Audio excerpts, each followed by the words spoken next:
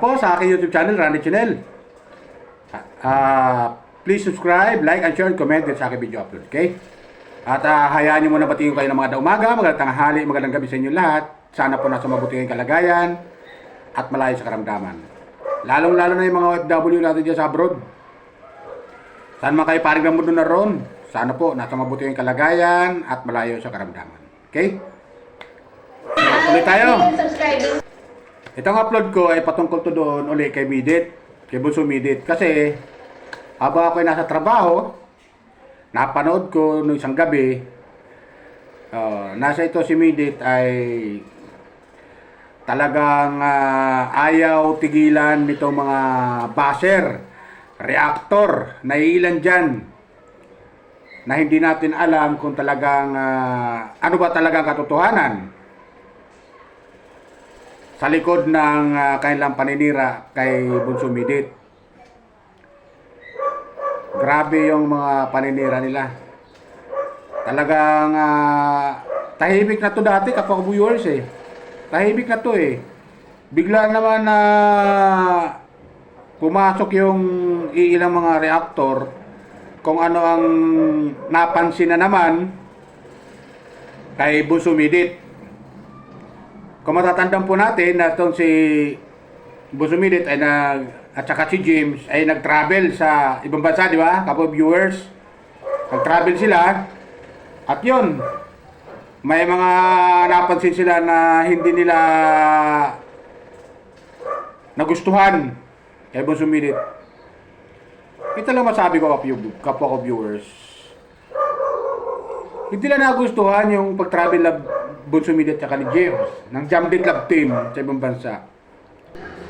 Ay, sa akin lang, anong pakialam naman nila doon kung lang nagustuhan? Kapwa viewers. Kung hindi nila nagustuhan yon, huwag nang gawang-gawang pa ng kung ano-ano mga kwento na walang katotohanan. Di ba? Ano lang gawang-gawa ng kwento na kung ano-ano na wala namang katotohanan.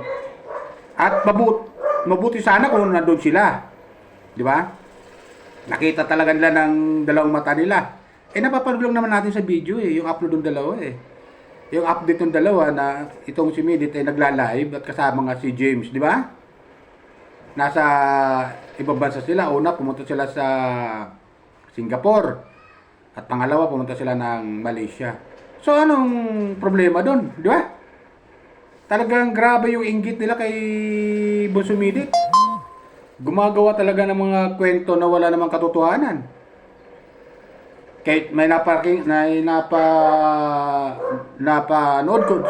ko, kasi daw pumasok daw itong si Midit sa kwarto. Aba natural kung papasok si Midit sa kwarto, matutulog na yun. Alam mo, hindi pumasok sa kwarto. Si Bunso Midit, kung pumasok man sa kwarto, baka may kinuha doon. Ano masama doon? Mga kung ano-ano mga paninira eh. Ano gusto lang mangyari? Hindi papasok si Midit doon sa kwarto? Doon sa pinuntahan nila? Kung ano man yun, na pinuntahan nilang lugar? May narinig pa ako yung hotel. Ano ba yun? Natural. Nasa ibang bansa sila, wala silang sariling bahay doon. Di ba? Kapag wala silang sariling bahay, natural. Maghahanap sila ng hotel na matutuluyan nila. At yung hotel na yon, may kwarto yun. Natural papasok si Midit sa kwarto. Dalawa lang yan. May kukunin sa kwarto. Pangalawa, una may kukunin sa kwarto. Pangalawa, matutulog na. Alam naman daw sa sahig si Midit matutulog. Nagupa pa siya. Nagupa pa sila ng kwarto. Kung sa sahig rin nila siya matutulog. Dito na lang sa gilid ng kalsada. So talaga mga reactor na to, makapanira lang kay Midit kung ano-ano mga kung ano nila eh, sasabihin nila. Masira lang yung tao eh. May nag-comment pa doon. Kasi daw to si Midit ay ito ganyan-ganyan, bla bla bla. Hindi na pwedeng ikaw ko eh kasi grabe yung comment eh, medyo below the belt na rin eh. Kasi daw itong si Midit sobrang sweet daw sa lalaki. Doon sa comment. Eh, natural lang mag-iisnaban sila, mag-love team nga sila. Yung talagang reactor na to, talagang grabe. Natural mag-sweet talaga. Kung pagtitino, sweet talaga, kailangan ipakita lang sa tao na yung sweetness nila. Ano na mag-love team sila eh, nag-iilaban, nag-iisnaban, eh walang kwenta. Nag-love team pa yung dalawa. Di ba? Dapat tong ilang reactor na to na naninira kay Midit, dapat sa kanilang i-love team, sa kanila na lang i-love team si James eh. Ingit-ingit sila kay Midit na nagkaroon ng love team. Grabe. Grabe yung mga paninira nila. Hindi natin alam kung anong gusto lang mangyari. Gusto talaga lang, kita ko rito, gusto lang pabagsakin si Midit. At hindi mag-live o magpakita sa social media. Yan siguro ang gusto lang mangyari. Dahil inggit na inggit sila. Dahil mataas yung views ng Jamdit Love Team. Yun ang totoo nun. Tapos kahit paano, tumataas din yung subscriber ni Midit. Dumadami supporter, dumadami yung mga loyal na sponsor kay Midit. O, di ba? Hindi natin makuha kung ano gusto lang mangyari. Yung iba, gusto nila, siguro yung ibang sponsor, sumuporta doon sa kanila sinusuporta ang Love Team. Siguro yun ang gusto lang mangyari. Doon sila nagkakamali. Dahil yung mga sponsor ni Midit ay loyal sa kanya. Kawawa naman. Loyal sa kanya. Sobrang nagmamahal kay Midit. Lalo na ngayon, may kalab team na si Midit, si James nga, yung Jamdit Love Team. Lalo silang minahal ng mga sponsor at mga viewers, supporter ni Midit. Yung Midit community nga. Di ba? Yan nakikita ko sa kanila eh. Inggit ang umiiral sa kanila. Siguro, Midit, advice ko na lang, kung mapapanood mo to, shoutout pa siya, Midit ha. Jamdit Love Team, shoutout siya. Siguro, ibigay mo doon sa mga reactor si James sa kanila na mag-love team para tumahimik na siguro sila. Baka yan ang kailangan nila. Di ba, kapag viewers? Ibigay mo na lang si James sa kanila. At sila, sa kailan nila mag-love team. Ano kaya sa palagay mo, Bunso Midit? Baka manahimik sila sa kapaninira sa'yo. Sobra naman, kumanira, grabe. Ay, doon yung pumasok si Midit sa kwarto. Ay, natural, papasok kwarto. Ay, kung may naiwan siya roon, may kukunin doon. Ano masama doon? Kung ano mga mali siyang nasa utak nitong mga reactor na to eh. Kung ano nasa isip nila. Kisyo ro, may lalaki ro, andun doon si Jim sa kwarto. Eh, ano masama doon? May nakuha, may naiwan doon. Si Midit at may kukunin sa kwarto. Papasok talaga siya roon. Alaman, kung natutulog na si James doon sa kwarto na yun eh, alam mo, gisingin pa niya yung tao, istorbuhin pa, ang sarap-sarap ng tulog ng tao. Natural, papasok sa kwarto dahil magkasama sila, love team sila, at may kukunin siya roon. Di ba? Di ba gano'n yun? Masyado lang magulo lang yung utak nila eh. Madumi yung utak nila. Eh, ano masama doon? Eh, love team nga sila dalawa eh. Nakita naman yung sweetness ng dalawa. Kung gaano sila kasaya habang sila nagta-travel. Tapos sabi nila, travel pa more. Ano masama nila kung kahit 100 beses pa sila mag-travel? Anong pakialam nyo, mga reactor? Diba? Kapo viewers, anong pakialam nyo? Kahit 100, 1,000 pa sila mag-travel, wala kayong pakialam. Love team yan eh. Inggit lang kayo dahil may kalab team si Midit at mabait si James. Nakikita ko naman kay James, mabait eh. Diba, kapo viewers? Comment lang kayo kung tama sila sabi ko, mga viewers ko. Kung paalala ko lang po ulit baka merong hindi nakapag-subscribe sa aking YouTube channel na bagong viewers, subscribe lang po kayo, like and share and comment. Support lang po tayo kay Bunso Midit at sa Jamdit Love Team. At yung mga sponsor natin, sponsor ni Midit, na nanatili, huwag po kayong pa-apekto dyan sa mga naninira kay Midit kasi inggit na inggit lang sila kay Bunso Midit. Hello po. Yan ang totoo niyan. Inggit na inggit lang sila kay Bunso Midit. Kaya itong mga reactor na to, kung ano-ano mga paninirang ginagawa nila, mapabagsak lang yung tao. Mapabagsak lang si Bunso Midit. Tapos may nakalagay pa ron. Dapat daw hindi na kinuha si Midit na scholar ng eskwelahan. Eh, anong pakialam nyo sa management ng eskwelahan? Bakit ganyan Eh, si kayo? Midit ang napusuan nila. Dahil nga nakitaan na si Militang kabaitan. Di ba? Nakitaan na ng kabaitan. Nakitaan na ng pagiging seryoso. Anong pakialam nila? Ito yung mga taong mga hadlang sa kinabukasan ni Midit eh. Itong ilan eh. Tansya ko itong mga ilan dyan, na mga basar ni Midit. Ito yung mga supporter ng ano to eh. Supporter doon sa kabilang love team eh. Nananahimik na rin yung kabilang love team. Wala naman sila comment eh. Pero itong reactor, itong mga reactor ng ilan dyan sa kabilang love team ay walang habas na paninira kay Bunso Midit dito sa social media. Tapos sabihin niya, Kesyo, nasa social media tayo eh. Gano'n na sasabihin nila. Huwag naman, hindi masama yun na mag-comment sila dito sa social media.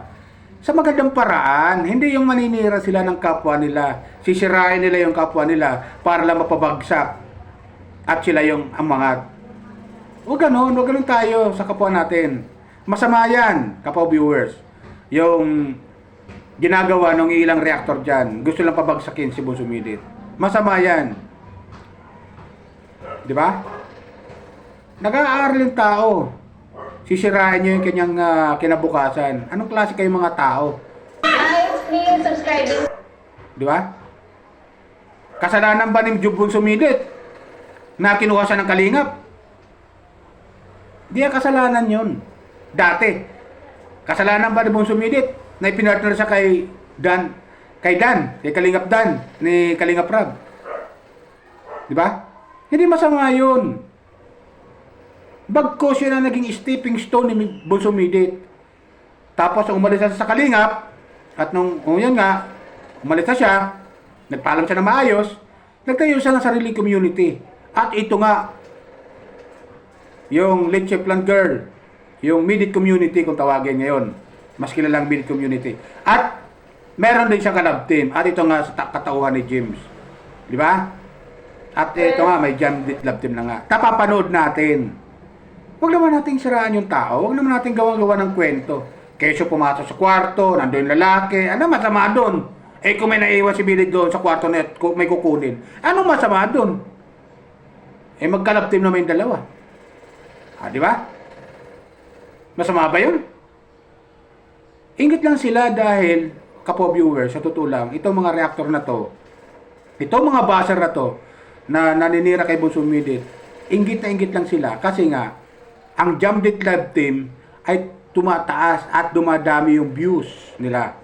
At tinatangkilik ng mga viewers. At kilig na kilig yung mga viewers at tuwan-tuwa sa kanila sa sweetness ng dalawa. Di ba? Dapat gano'n lang tayo. Maging masaya tayo kung anong mayroon ka lang Bunso Midit at ni James. Nakakapag-travel sila sa mga tulong na rin ng mga sponsor. At darating mga araw, baka sa ibang bansa naman sila pupunta. Alas lalong mamamatay itong mga reactor, mas lalong mamamatay sa inggit sa Jamdit Love Team. Di ba? Mas lalo silang mamamatay sa inggit. Dahil ang suporta ng mga sponsor ay nasa dalawa. At mababait yung mga sponsor nila. Tuwan-tuwa sila sa ginagawa ng dalawa na yung sweetness nila bilang isang love team. Di ba? Nakakatuwa lang silang panoorin dahil masaya sila. Tapos ito, sisirain nila. Kesyo, nagsorry daw si Midit. Napanood ko doon, humihingi ng paumanhin sa magulang ni Midit. Kung tutusin, wala naman dapat hingin si Midit na paumanhin sa magulang ni James. Di ba? Wala siyang dapat hingin ng paumanhin. Unang-una si James, lalaki. Di ba? Kaya siguro humingi si Midit ng paumanhin sa magulang kasi napapasama sa paninira nila kay Bunso Midit itong si James. Nadadamay si James. Pero may iwasan ba yan? Love team nga sila. Jamdit love team. Di ba? Hindi may iwasan yan sa mga paninira nila. Hindi may iwasan na mapasama si James. Kasi love team nga sila. Natural, hihingi ng depensa, hihingi ng sorry, paumanhin, si Midit sa magulang kasi nga nadadamay si James sa paninira nila na dapat sana kung sisirain man lang, si Midit na lang. At wala naman masama doon sa love team nilang dalawa. Kasi nagpapakilig nga sila sa tao, sa mga viewers. Nagpabibigay sila ng saya sa mga viewers. Nagpapabibigay sila ng papatanggal stress sa mga viewers natin. Sa ating mga viewers. Di ba? Dapat maging masaya sila at matuwa sila sa ginagawa ng dalawa kasi nga masaya sila sa ginagawa nila bilang love team. Di ba? Itong mga reactor na to, naiilan dyan na mga naninira. Hindi ko na babanggit yung mga pangalan itong mga reactor na to kasi mas lalo na sila sisikat itong mga reactor na to na mga naninira kay Bunso Midit Kapo viewers. Tapos sasabihin nila, may nag-comment doon, wag ko raw i-comment si Midit. Wag daw ako mag-comment, wag daw ako mag-reaction kay Midit. Ano gusto lang mangyari? Hindi ako mag-reaction, mag-comment. Binibiran itong mga reactor na to, paninira. Kasi nga, itong comment ko ay patama doon sa mga reactor na naninira kay Bunso Midit. Hello po. Excuse me Inggit na inggit kasi itong mga reactor sa Jamdit Love Team. At ang gusto kasi nila, tangkilikin yung kailang love team na sinusuportahan at huwag suportahan itong Jamdit Love Team. Yan ang totoo doon. Tapos, ang nakikita ko pa, yung mga sponsor ni Midit na mga babae, ang gusto nila lumipat doon sa love team na sinusuportahan nila. Ganon to kawawalang hiya itong mga reactor na to. Ganon to kakikitid, kadudumi ang utak nitong mga reactor na to. Ito patama ko to sa mga reactor na mga naninira kay Midit Kapo viewers. Comment lang kayo kung tama sinasabi ko. Dahil ang gusto nila, yung sponsor ni Midit na mga mababait at loyal kay Midit, lumipat sa kanila. Ano ang akala nila sa mga sponsor ni Midit ng Jamdit Love Team? Walang mga utak, walang mga sariling pag-iisip? Sisiraan nila yung tao para ako reactor. Habang napapanood ko yung paninira kay Bunso Midit, ako madidismaya ako. Hindi na ako susuporta kay Bunso Midit. Ano akala nila? Walang sariling pag-iisip yung mga sponsor ni Midit? Di ba, Kapo viewers? Akala siguro itong mga reactor na to, nung ilan itong mga reactor na to, akala siguro, makukuha nila yung pag-iisip ng mga sponsor na sumusuporta kay Bunso Midit sa Jamdit Love Team. Akala siguro makukuha nila yung pag-iisip ng mga viewers na wag tangkilikin yung Jamdit Love Team at doon sa kanilang love team na sinusuportahan, tayo manood. Doon sila nagkakamali na habang sinisiraan ng tao, lalo si Midit minamahal ng mga viewers at mga sponsor. Di ba? Grabe manira. Sabi ng mga napapanood ko, sobra. So yun lang sa akin Kapo viewers, paalala ko lang po ulit. Baka may makapanood dito sa aking video upload na bago pa lang, Kapo viewers, at hindi pa kayo nakakapag-subscribe, subscribe lang po kayo, like, and share, and comment dito sa aking video upload. Okay? Yan lang po. Dapat, sabi nga na Bunso Midit, love tayo. Bagong taon na, 2025 na. Dapat, pagbabago na yung ating isipin sa kapwa natin. Pagmamahal ang isukli natin sa kapwa natin. So yun lang po. Bye. Hello po. Ingat po tayo lagi. Magpalain po tayo ng pumikapan.